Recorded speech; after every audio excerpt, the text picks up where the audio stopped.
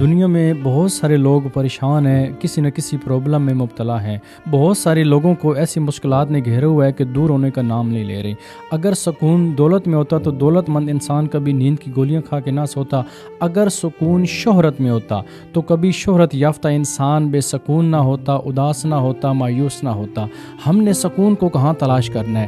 انسان کے پاس سب کچھ ہونے کے باوجود بھی انسان اندر سے خالی ہے۔ کیوں خالی ہے؟ کیا وجہ ہے؟ کیونکہ ہم نے سکون کو کسی غلط جگہ سے تلاش کر لیا ہے۔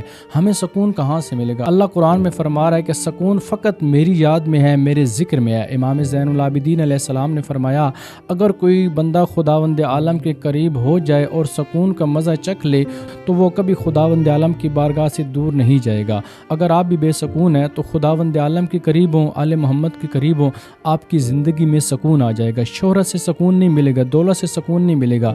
اللہ کی بارگاہ میں آئیں گے، سجدہ ریز ہوں گے، سکون ملے گا۔ قرآن کی تلاوت کریں گے، سکون ملے گا۔ کوشش کریں کہ ایک بار خداوند عالم کی بارگاہ میں آ کے دیکھیں، قرآن کو کھول کے دیکھیں، آپ کو سکون ملے گا، جس سے آپ کی دنیا بھی سنورے گی اور آپ کی آخرت بھی سنورے گی۔